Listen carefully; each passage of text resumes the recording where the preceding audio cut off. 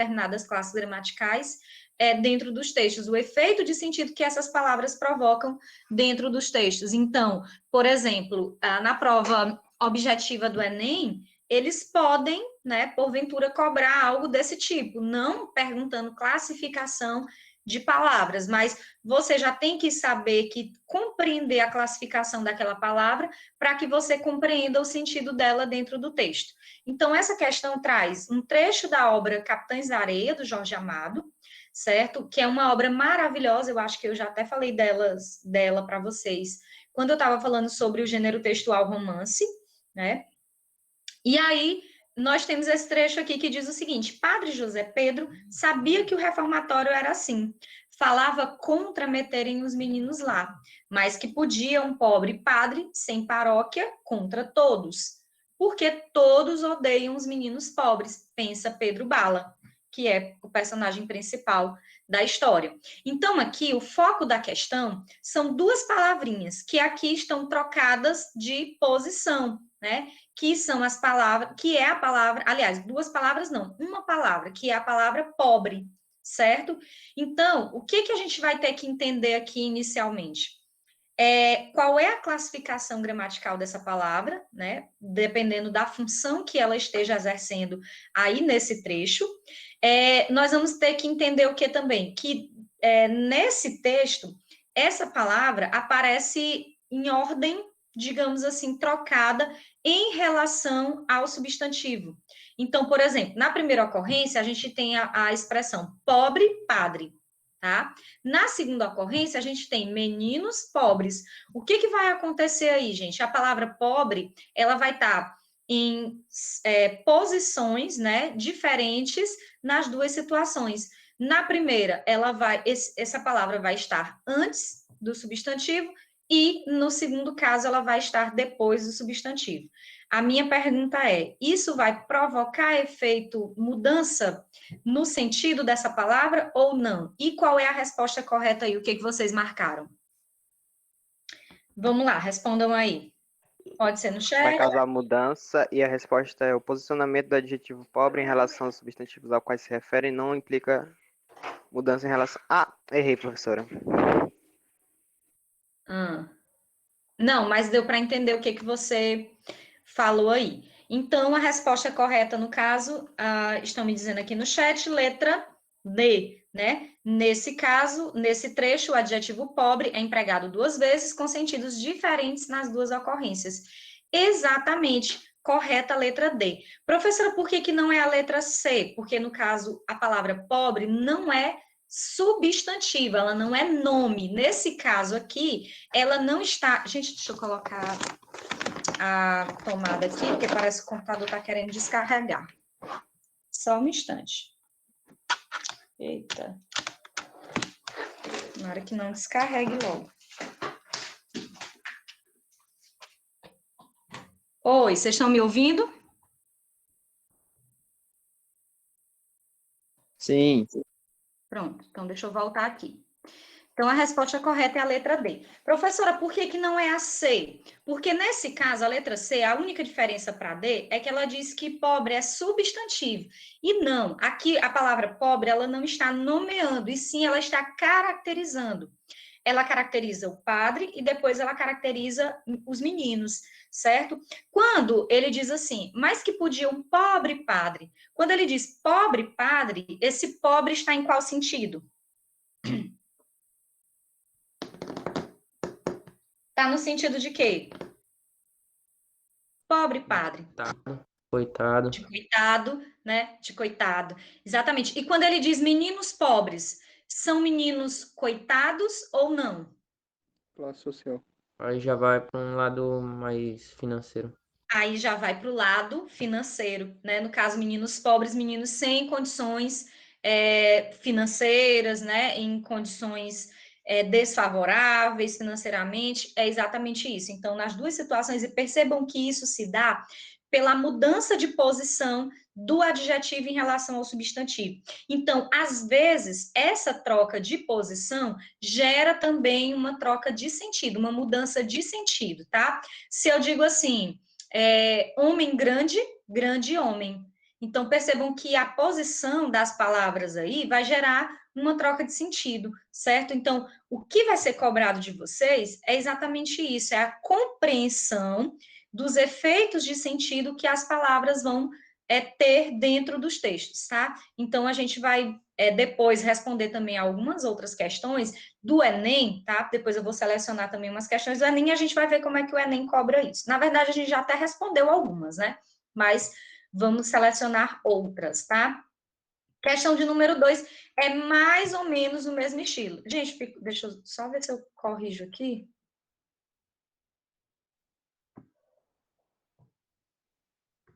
Bora lá. Peraí, só que o texto ficou em cima. Ah, deixa pra lá. Deixa eu ver se eu consigo voltar aqui. Devia não ter mexido, que agora o bicho fica travando.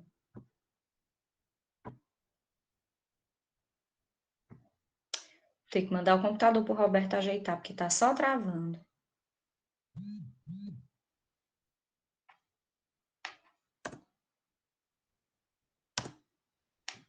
Pronto.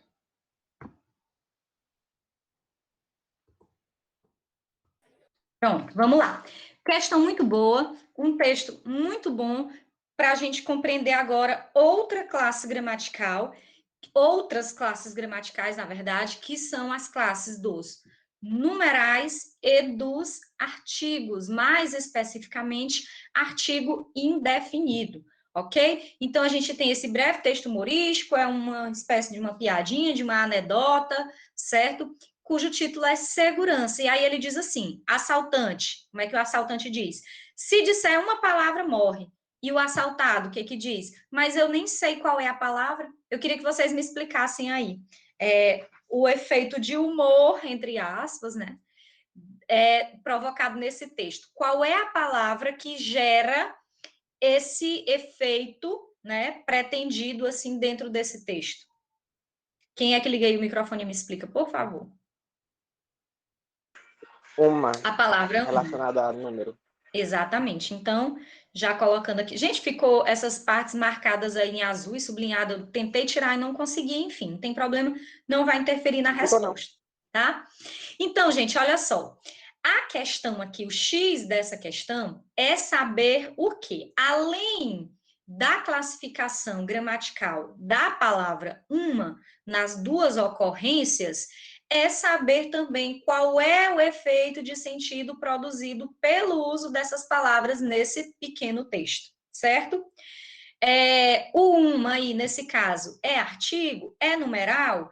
Ela sendo artigo, qual é o sentido que ela tem? Ela sendo numeral, qual é o sentido que ela tem? E aí é o que eu quero que vocês me digam. A palavra uma, sendo artigo, ela vai ter qual sentido? Ela vai atribuir qual sentido aí para o texto? Mais especificamente para a palavra a qual ela acompanha.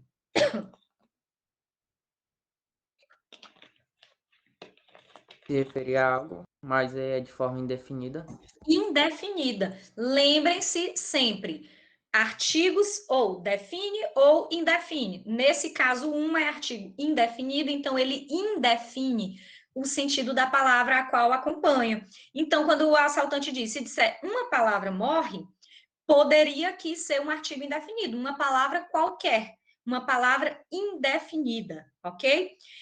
Ou então, esse uma poderia ser o quê? Um numeral. Sendo numeral, vai indicar o quê, gente?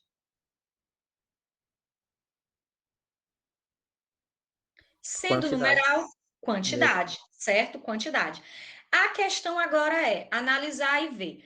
O assaltante, o falante 1, ele emprega essa palavra uma, no sentido de numeral, de quantidade, ou no sentido de artigo indefinido, dando uma ideia de indefinição de qual seria a palavra? Numeral. Numeral. Então, quando ele diz assim, se você disser uma palavra, morre.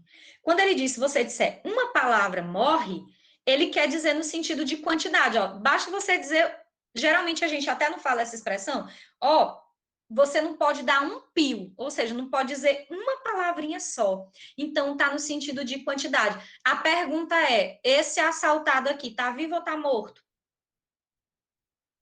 Tá morto, pelo visto aí. Provavelmente está morto. A pergunta poderia, inclusive, ser essa, né? A pergunta poderia, inclusive, ser essa.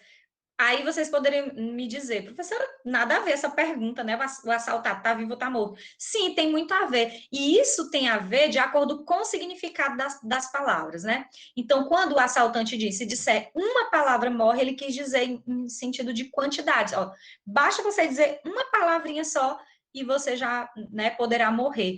Só que o assaltado compreende de uma outra forma. Ele compreende assim, se disser uma palavra e aí essa palavra estaria indefinida, né? Aí por isso que ele diz, mas eu nem sei qual é a palavra, certo?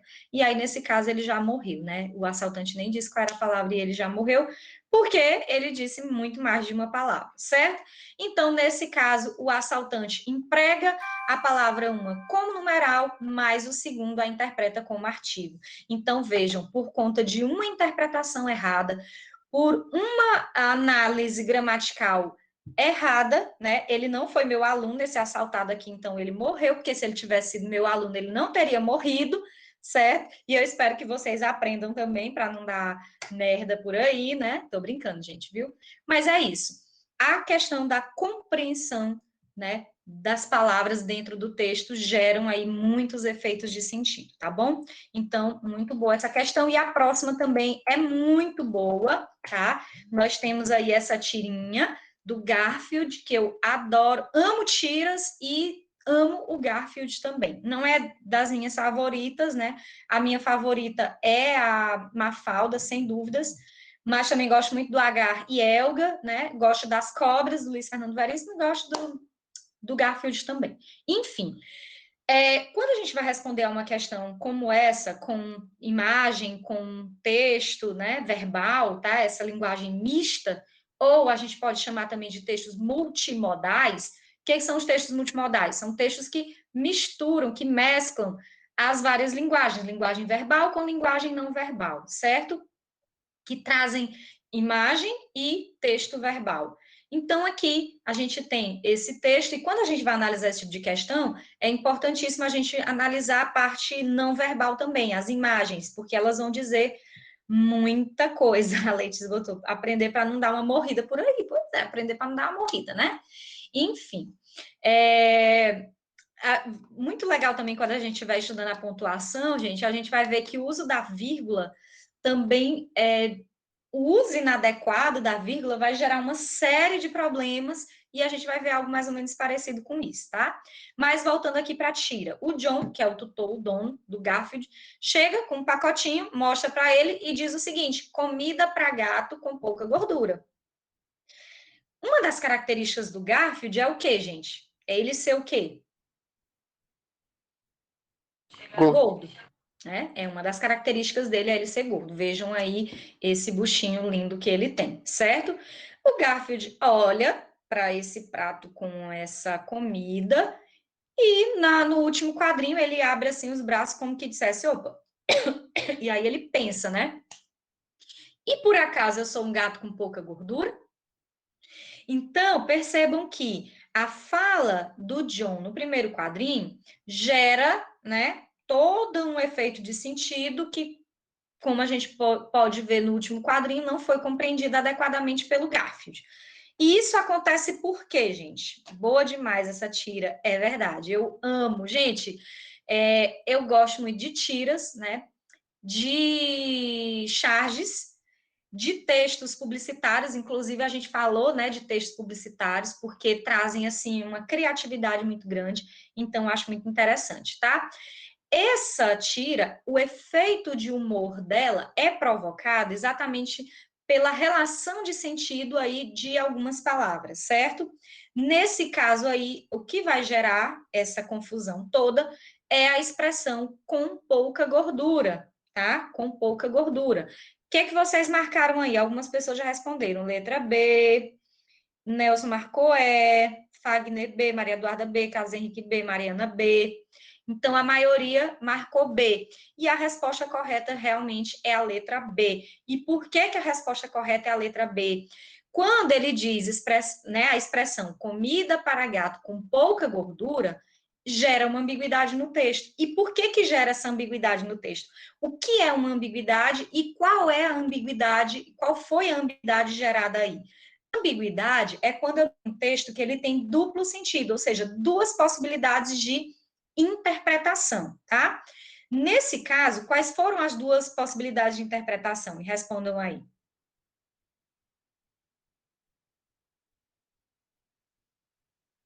De ser uma comida com pouca gordura ou de Uhum. ser propriamente para os gatos com pouca gordura.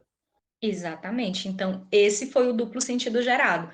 O John, né, falou no sentido de ser uma comida com pouca gordura, tá? Exatamente para o Garfield, por conta de ele já ser gordinho, então ele ter que comer uma comida com pouca gordura para ver se baixa o peso. Já o Garfield entendeu que seria para gato com pouca gordura, no caso, um gato que tivesse pouca gordura, um gato magro. E aí ele, por isso que ele questiona no último quadrinho, por acaso eu sou um gato com pouca gordura, certo? Então, o que gerou essa ambiguidade foi exatamente a posição, não de um adjetivo especificamente, mas de uma locução adjetiva aí, que no caso é o com pouca gordura, certo? E para que a frase não ficasse ambígua, como é que o John deveria ter dito?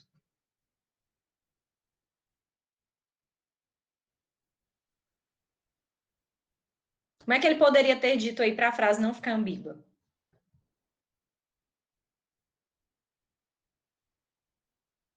Comida para gato menos gordurosa. Sem alterar as palavras. Como ele deveria ter dito isso, usando as mesmas palavras, sem trocar, sem mudar nenhuma palavra, mas de modo que não ficasse ambígua a frase. Usando Ração um para ponto gato, com com uma pouca vírgula. gordura. Comida para gato. Uma vírgula, um ponto, uma pausa. Com pouca gordura. É uma possibilidade. Mas a forma que fica mais adequado, que você não vai, você vai só mudar algumas palavrinhas de ordem, tá? Ficaria assim: comida com pouca gordura para gato. Pronto. Comida com pouca gordura, eu já sei que é a comida que tem pouca gordura para gato, ok? Então, dessa forma, só mudando o posicionamento das palavras dentro da oração, eu vou ter um efeito de sentido diferente, ok, gente? Então, é isso. É muito interessante também como a ordenação das palavras dentro do texto gera, né, essas mudanças, tá? A gente tem esse pequeno texto aí que é falando sobre o autor Moacir Scliar, que é escritor, é cronista, tá? E, como diz aqui o próprio texto, é um biógrafo de mão cheia. Essa questão aqui cobra o sentido, o significado de uma palavra ou expressão dentro de um texto. Nesse caso aqui, eu estou cobrando a competência, o descritor D3, lá dos descritores do SAEB, tá? Eu vou cobrar isso aqui na prova. O D3, que é inferir o sentido de uma palavra dentro do texto, uma palavra ou expressão dentro de um texto, e o D11, que a gente vai ver daqui a pouco, que é a distinção entre fato e opinião. Não preciso nem tanto ler assim o texto, como eu já falei para vocês, né? A gente só vai ler o texto minuciosamente de acordo com aquilo que o enunciado da questão pedir, mas vamos para cá. A expressão destacada é ainda um biógrafo de mão cheia, significa que Scliar é o quê? Quando ele diz de mão cheia, significa que ele é o quê? Letra C, botaram aí letra C. Não sei por que D3, campo minado, Mas aqui nesse caso significa descritor. Descritor 3 e descritor 11. Tá bom, Fagner? Então, acho que vocês estão me dizendo aí que botaram letra C e a gente não tem nem o que discutir muito aqui nessa questão, né? Letra C, quando diz que ele é um biógrafo de mão cheia, é porque ele é habilidoso e talentoso. Essa daqui, se alguém tiver dúvida, me pergunte, mas eu acho que ela não vai ter muita dúvida, não. Gente, essa questão aqui, que traz esse texto, que é uma crônica, já adiantando para vocês, vocês já devem ter notado, né? Eu queria que a gente tivesse mais tempo para ler, porque ele é um texto maravilhoso. E é um texto, assim, que também nos traz, né, a visão do que é uma crônica, tá? Eu vou ler rapidinho, eu leio bem rápido, eu acho que dá tempo. E também ele vai servir para as questões 5, 6 e 7, então a gente já faz tudo de uma vez, certo? O título é Visita e é uma crônica do Ferreira Goulart, que é um autor maravilhoso, maranhense, escritor também de poemas. E ele diz assim: sobre a minha mesa, na redação do jornal, encontrei-o numa tarde quente de verão. É um inseto que parece um aeroplano de 4 asas translúcidas e gosta de sobrevoar os açudes, os córregos e as poças de água. É um bicho do mato e não da cidade, mas que fazia ali sobre minha mesa em pleno coração da metrópole. Ou seja, ele estava na metrópole, ele estava na cidade grande. Parecia morto, mas notei que movia nervosamente as estranhas e minúsculas mandíbulas. Estava morrendo de sede, talvez pudesse salvá-lo. Peguei-o pelas asas e levei-o até o banheiro. Depois de acomodá-lo no canto da pia, molhei a mão e deixei que a água pingasse sobre sua cabeça e suas asas. Permaneceu imóvel. Não tem mais jeito, pensei comigo. Mas eis que ele se estremece todo e move a boca molhada.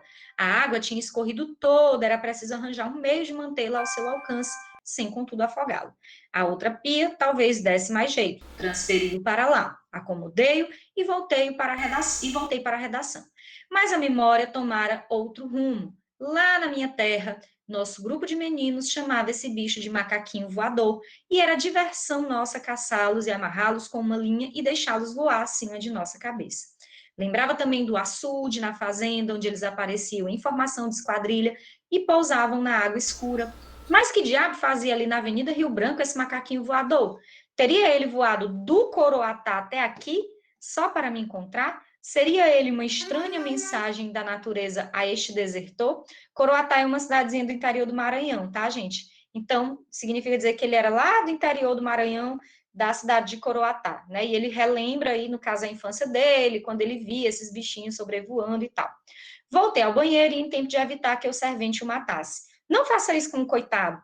Coitado nada, esse bicho deve causar doença. Tomei-o da mão do homem e o pus de novo na pia. O homem ficou espantado e saiu, sem saber que laços de afeição e história me ligavam àquele estranho ser. Ajeitei-o, dei-lhe água e voltei ao trabalho. Mas o tempo urgia. Textos, notícias, telefonemas. Fui para casa sem me lembrar mais dele.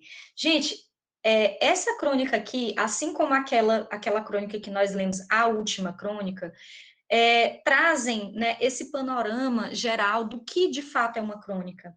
Trata de um acontecimentozinho pontual ali do cotidiano, né? Ele estava no trabalho dele, numa cidade grande, de repente ele vê aquele besouro, uma coisa praticamente assim insignificante, mas que traz muitas lembranças para ele, né? As lembranças da infância, e que por um momento ele toma conta daquele besouro, mas que depois ele passa a nem lembrar do pobre bichinho, certo?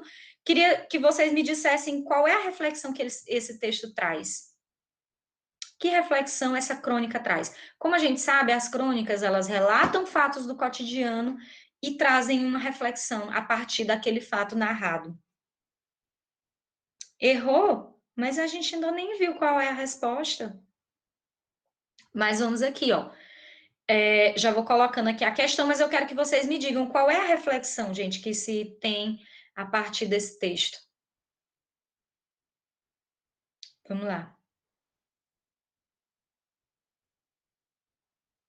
As lembranças de infância. Lembrança de infância e também nos faz pensar o quê, gente? Que, percebam, esse é um tipo de bichinho que geralmente vive em ambientes não urbanos, né? Em ambientes mais rurais, em ambientes próximos a rios, lagoas, né? Açudes. E isso relembrou a infância dele, quando ele brincava com esse bichinho. Como eu falei, por um momento ele teve um certo cuidado, mas depois, com toda a correria do dia a dia, do trabalho, né, com toda a tribulação que há na cidade grande e principalmente na questão do trabalho, ele acabou esquecendo. Ou seja, muitas vezes, por conta, eu estou na quinta questão, tá bem aí, ó, questão 5, tá, Fábio?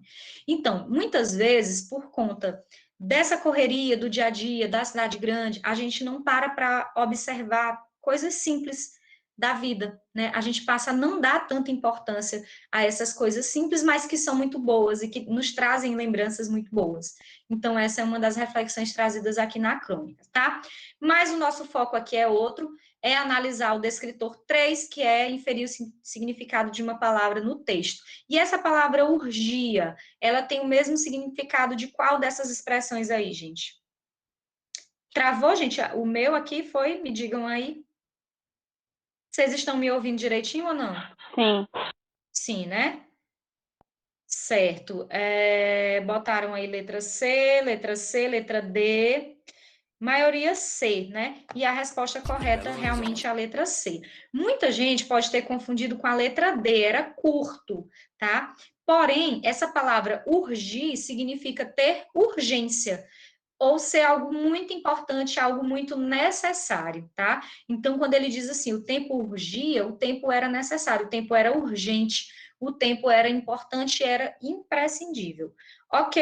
Então, alternativa correta, letra C. Vamos para a sexta, eu vou passar rápido aqui porque nossa aula já está perto de acabar, é o mesmo texto, tá?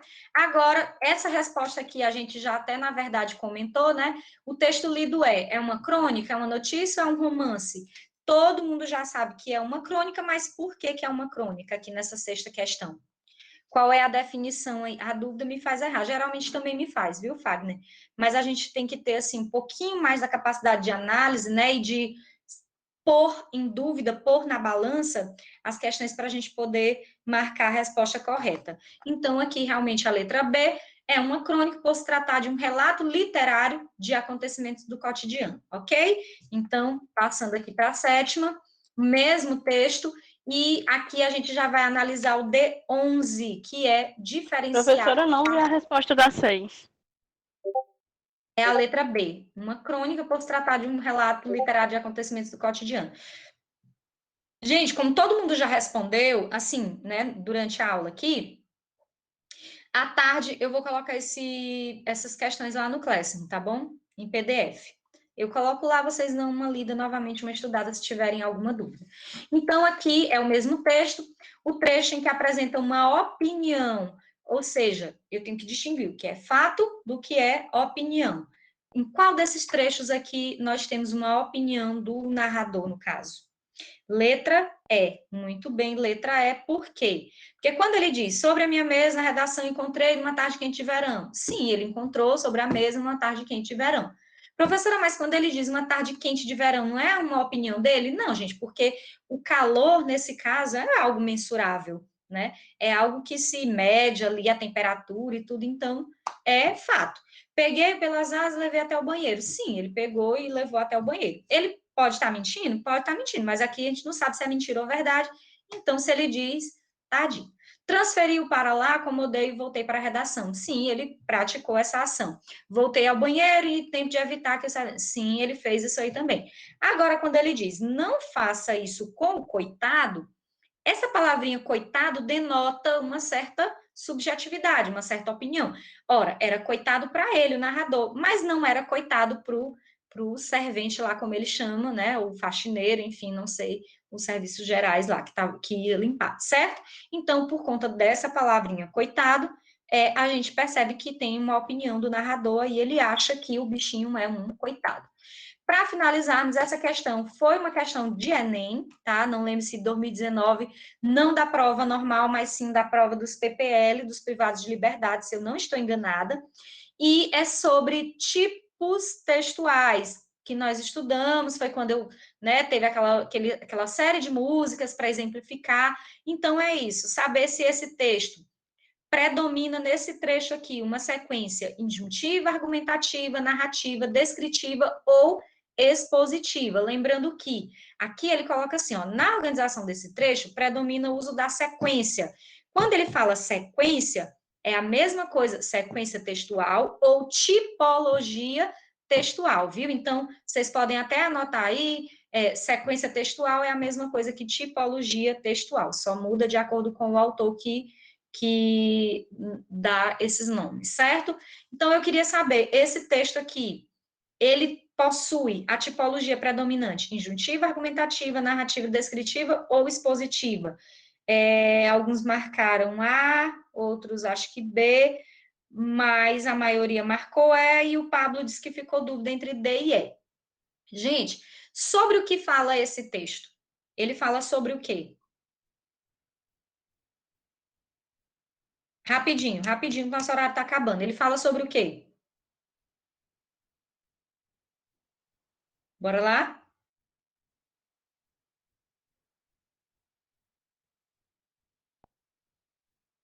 Vão me deixar no vácuo? Bora lá? Olha que eu boto a campainha de novo. Art Knife, não sei se é knife, knife, não sei como é que pronuncia. Exatamente. Ele fala, né, sobre essa arte, sobre o livro lançado, tá? Ele traz informações sobre isso. Não é injuntiva, por quê? Porque a sequência injuntiva, ela é no caso de dar ordens, instruções, e aqui ele não está dando ordem para nada, tá? A argumentativa é quando ele expõe um tema e apresenta argumentos para defender um ponto de vista. Aqui ele não está defendendo um ponto de vista, ele está falando sobre o tema, mas não defendendo o ponto de vista. Narrativa, não, ele não está narrando uma história que acontece com personagens em um determinado tempo, um determinado lugar. Descritivo, embora possa ter traços descritivos, mas não é a predominância. O objetivo aqui do texto não é descrever algo, tá? Mas é o que, gente? É expor um determinado tema, tá? Trazer informações sobre esse tema. No caso, qual é o tema? A arte, knife, não sei como é que pronuncia, certo? Então, a sequência predominante é a expositiva e, com isso, nós encerramos aqui. Obrigada pela atenção, bom estudo